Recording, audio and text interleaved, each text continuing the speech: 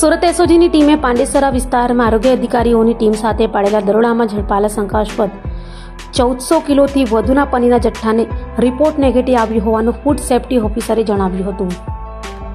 સુરતમાં થોડા સમય અગાઉ એસઓજીની ટીમે આરોગ્ય વિભાગની ટીમને સાથે રાખી પાંડેસરા વિસ્તારમાં દરોડા પાડ્યા હતા અને 1401 કિલોગ્રામ જેટલો શંકાસ્પદ પનીરનો જથ્થો સીઝ કર્યો હતો.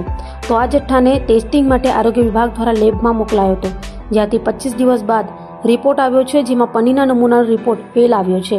પનીરમાં ફેટની માત્રા ઓછી હોવાની સાથે પામ ઓઇલનું મિશ્રણ મળી આવ્યું હોવાનો પણ રિપોર્ટમાં ઉલ્લેખ કરાયો હતો.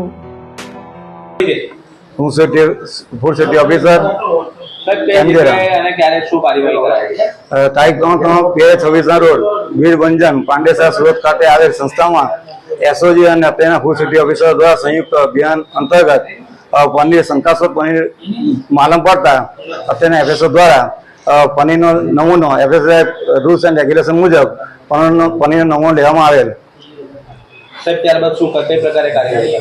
પનીર નમૂનાનો રિઝલ્ટ આવતા એમાં બીઆર રીડિંગ, ફેટ એસેન્સનું પ્રમાણ અને વેજ ઓઇલનું પ્રમાણ FSI food and standard act અંતર્ગત ઓછું માલમ પડતા સબ સ્ટાન્ડર્ડ જાહેર થયા હોય એની અંતર્ગત કામગીરી કરવામાં આવશે. આગળ કઈ પ્રકારે કાર્યવાહી કરાશે?